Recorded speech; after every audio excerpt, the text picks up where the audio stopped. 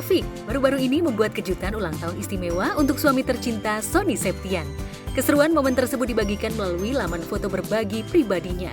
Meski dilakukan sangat sederhana, namun momen ini begitu menyentuh dengan kehangatan keluarga.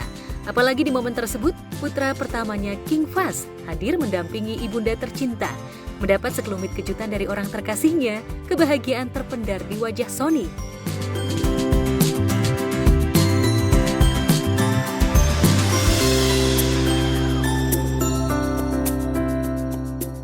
Di tengah kondisinya yang masih harus menjalani pengobatan, usai menjalani operasi penyempitan pembuluh darah di bagian otak, keluarga serta tim yang bekerja dengannya tetap menyiapkan dekorasi dan memakai pakaian unik khas bangsawan untuk menciptakan suasana meriah di hari ulang tahunnya.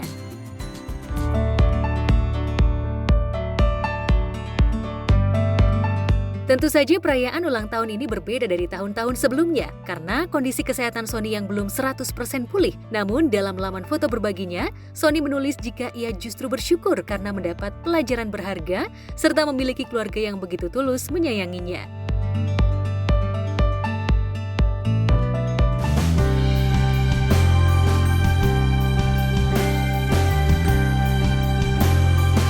Di tengah kebahagiaan yang dirasakan Sony Septian, justru pedangdut senior Iis Dahlia harus gigit jari lantaran ia tak jadi berangkat untuk menjalani ibadah umroh ke Tanah Suci Mekah bersama keluarga di tahun ini. Lantas, apa yang menjadi musabab gagalnya Iis dan keluarga menjalani ibadah umroh ke Tanah Para Nabi? Tadinya tuh aku tuh pengen punya niat umroh sebelum orang tua aku sama mertua kan mama sama mami kan udah pada sepuh gitu ya. Tadinya tuh pengen dia kayaknya mereka tuh kayak udah takutnya mumpung mereka masih sehat gitu. Cuman waktunya Devano yang susah banget karena aku tuh pengennya tuh umroh bersama keluarga lengkap gitu. Aku nggak mau kalau cuman aku sama bapaknya sama kakak terus sama nenek-neneknya. Akhirnya kemarin si mama ditakdirkan berpulang gitu kan, jadi mama udah nggak ada. Mami kemarin juga pas mau pergi tuh kakinya keselimpet naik bonceng motor gitu kan, jadi patah juga, belum bisa jalan bener juga. Sekarang nggak bisa jalan yang jauh-jauh gitu. Nah Devanonya juga masih belum bisa, tapi insya Allah mudah-mudahan awal tahun depan bisa pergi.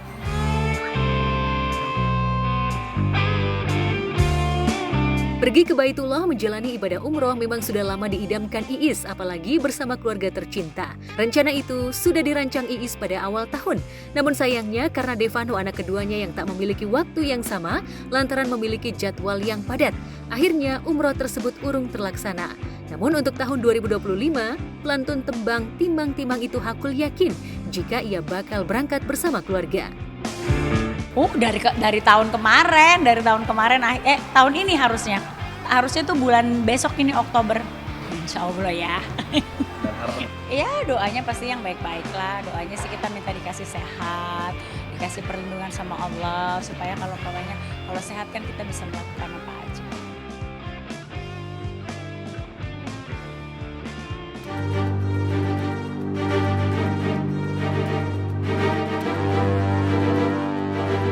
Di tempat terpisah, sebuah video viral di jejaring maya memperlihatkan para pekerja di sebuah hotel berusaha keras menahan pintu agar tidak terbuka diterjang badai. Mereka tampak kewalahan menahan kencangnya angin yang disertai hujan deras. Meski telah sekuat tenaga menahan lajunya angin dan hujan, namun salah satu pintu tetap terbuka. Namun berhasil kembali ditutup.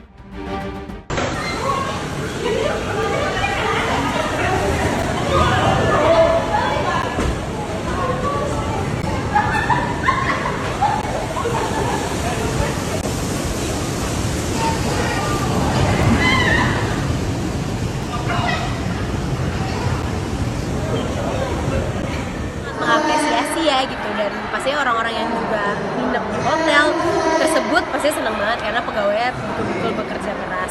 Ya dalam keadaan bencana seperti itu mereka berani menghalangi pintu kaca. Itu pintu kaca loh, yang mana nanti kalau pintu kaca itu jatuh, ambruk, semua itu bisa bahaya. Baru-baru ini Asia sedang mengalami cuaca ekstrim. Salah satunya yang baru-baru ini terjadi di Cina dan Vietnam mengalami topan Yagi. yang merupakan topan terkuat yang melanda Vietnam dalam beberapa dekade ketika mencapai daratan.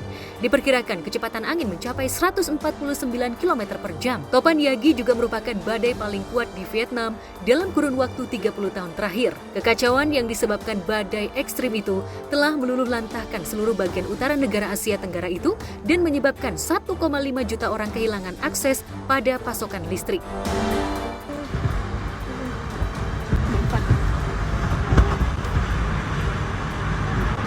Bay luôn cái nhà.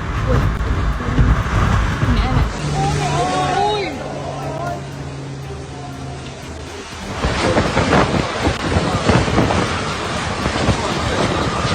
Ya selalu aja, mudah-mudahan selalu sehat dan tidak terjadi korban.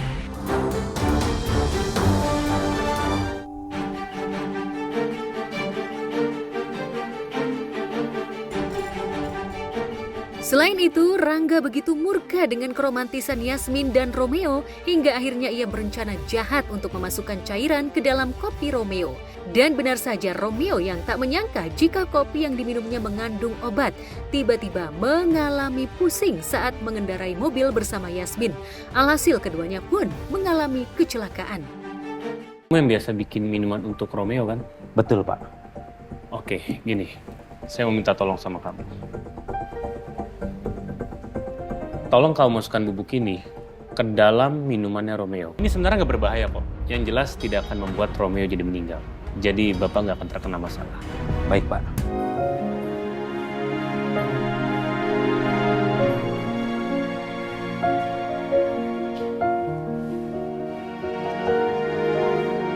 Kamu harus bangun, Romeo.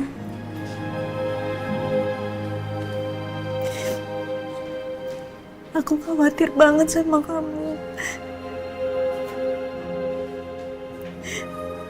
Aku takut kamu kenapa-napa. Kamu bangun ya. Yasmin. Kamu gak apa-apa?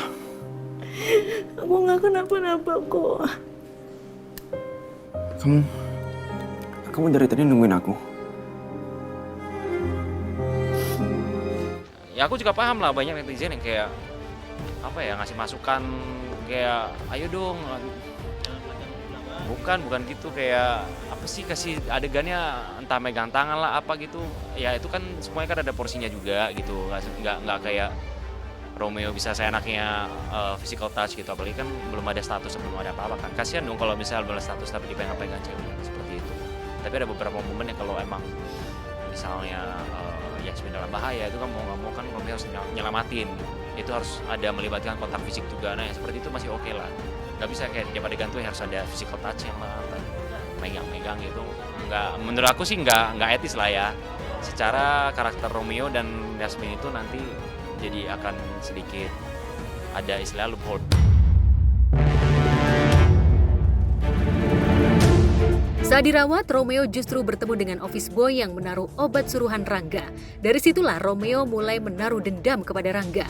Namun sayangnya ketika bertemu, Rangga menepis tudingan Romeo hingga akhirnya keduanya terlibat perkelahian. Di saat yang sama, Yasmin yang melihat kejadian itu pun terpukul ketika melerai keduanya. Justru gue harus nanya lu kenapa? Kenapa lo tega ngelakuin itu? Gua nggak ngerti apa maksud. Lo jangan pura-pura gak ngerti. Gue udah tahu semuanya.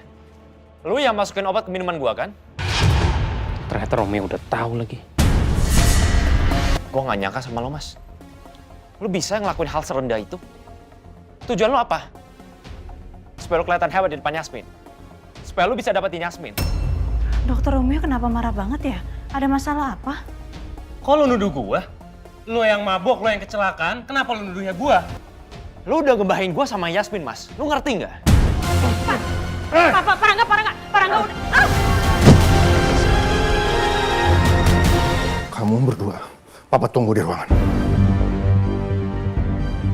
Baskara tuh marah banget sebenarnya karena dua anaknya ini berantem cuma gara-gara perempuan. Dan kebetulan emang perempuan itu Yasmin gitu. Jadi menurut Baskara adalah kalian ini anak-anak dari keluarga terhormat.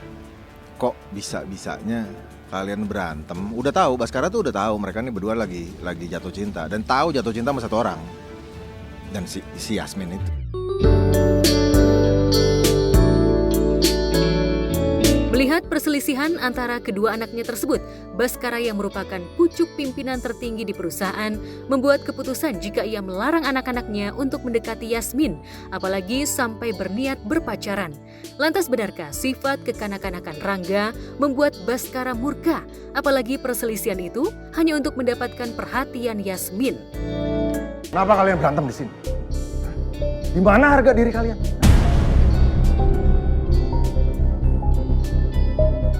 Kalian nggak punya malu? Papa tahu. Kalian berdua ini kan lagi jatuh cinta, kan? Dan kalian jatuh cinta sama orang yang salah. Papa nggak pernah benci sama Yasmin. Asal kalian tahu. Tapi Yasmin itu tidak sepadan sama kalian. Kalian harus cari jodoh yang sepadan. Paham? Jodoh kalian cuma Papa yang bisa milih. Nggak sepadan tuh sebenarnya gini, kalau yang dimaksud ya Baskara ini kan orang terpelajar ya, orang terdidik, dia megang perusahaan enterprise sebesar itulah, perusahaan besar lah gitu. Satu kalau menurut aku ya karena Baskara pada saat itu memang lagi emosi. Jadi tutur katanya yang keluar ya cuman itu gitu, tidak sepadan. Sebenarnya Baskara tahu lah Yasmin itu orang, kan ada nanti kan kita udah lihat ya Baskara ngomong bahwa Papa nggak benci. Papa tahu Yasmin itu orang baik dan orang pinter. Nah itu kan tanda tuh Baskara tahu banget pegawainya ini, stafnya ini yang lagi disukai sama anak-anaknya. Jadi pada saat itu ngomong gak sepadan tuh artinya bahwa udahlah kalian tuh menurut aku sih lebih ke faktor emosi ya. Pada saat itu bahwa udah cari perempuan lain lah yang lebih sepadan sama kalian, sama latar belakang kalian gitu.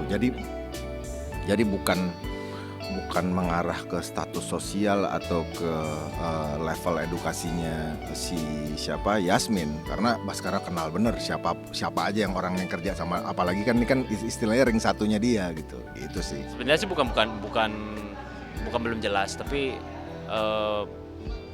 namanya juga cerita ya, maksudnya kan hubungan itu kan nggak ada yang instan juga, jadi harus dibangun, apalagi kan kita harus paham ini tuh kan stripping, which is kita tayang tiap hari kan, jadi progresnya itu mungkin sedikit demi sedikit gitu.